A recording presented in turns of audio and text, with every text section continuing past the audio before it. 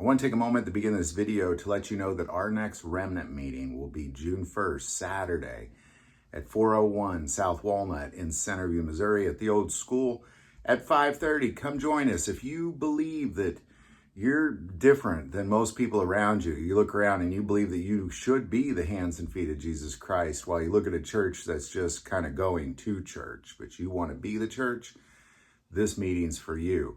It's in Centerview, Missouri, 401 South Walnut at 5:30, June 1st.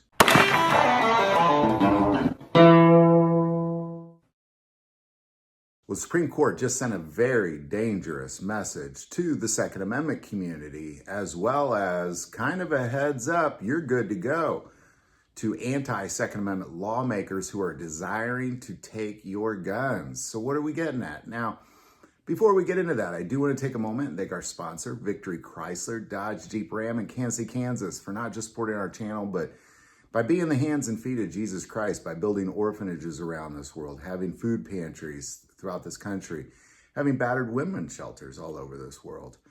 And I'm going to recommend, if you're like me and you bought a car or truck back in 2020 and your payments are probably too high, is to give them a call. I'm going to put the number below. What they can do is they can lower your payments and put you in a much, much better vehicle.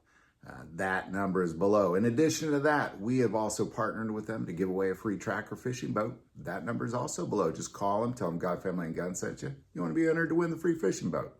All right, so what are we getting at? Well, in 10 states, including the District of Columbia, sporting rifles are banned. You can't own them without registering them. Well, you can't own them at all unless you grandfathered them in and you registered them in some of those cases. Now, the problem with the Supreme Court is clearly this is very anti-constitutional and very anti-Second Amendment. But now what we see the Supreme Court doing is they have refused to take up this case from Maryland, essentially giving a nod to lawmakers that it is okay to ban guns from these citizens, and we will do nothing about it. Now, you might argue, well, no, it got sent down to the Fourth Circuit Court. But if you look at what the Fourth Circuit Court does, it's not going to go well in the Fourth Circuit Court of Appeals. More so, the 3-judge panel has been eliminated for this particular case, and they're just putting it in front of the entire Fourth Circuit. So it's not going to go well, and it's not going to come out advantageous for the Second Amendment community at all.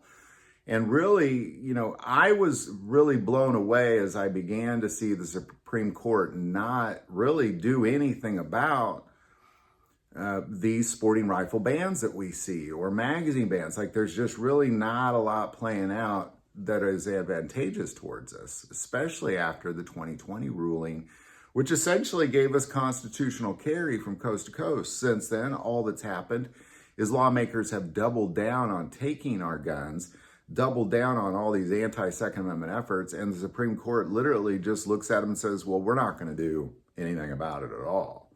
And that's where we stand. This is a very, very dangerous message to send to lawmakers specifically, because what lawmakers will now do with this information is they think, well, they're not going to do anything about it. So we'll just continue to pass these anti-constitutional, anti-Second Amendment laws and strip these citizens of their constitutional rights. And the Supreme Court is just sitting there doing nothing about it, just kind of always pushing it back down to the Circuit Court of Appeals. And Circuit Court of Appeals, depending on which district you're in, not a lot happening there either. So here we are. I believe this is a dangerous message. They absolutely should have taken up this case. Really, almost out of any other Second Amendment case I've seen, this is ideal for the Supreme Court. And for them not to take it up, I believe sends a very dangerous message to us saying, we're not going to do anything about this. So just, might as well let them take your guns.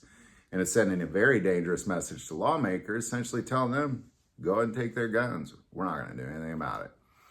So any thoughts or insight on it, definitely put that below. We'll continue to follow this case and the other cases around here. But again, I predict it is not going to go well in the Fourth Circuit Court of Appeals. And it might get pushed back up to the Supreme Court after that. We'll see. But, we'll keep following it. But right now, man, you live in one of those communist states that are taking your guns. I don't know what to tell you. I'd move. and I know that's easier said than done, but, but in reality, we're all, regardless of which state, I live in Missouri, we're just one election away from being in the same boat. Same boat. We saw that happen in Virginia. We've seen that happen all over this country. So any thoughts or insight on any of that, definitely put that below. I do want to take a moment and again say, give Victory Chrysler Dodge Jeep Ram a call, see what they can do with your payment. Also register to get entered in to win that free boat. It's a nice brand new boat, brand new motor, brand new trailer. Wish I had one.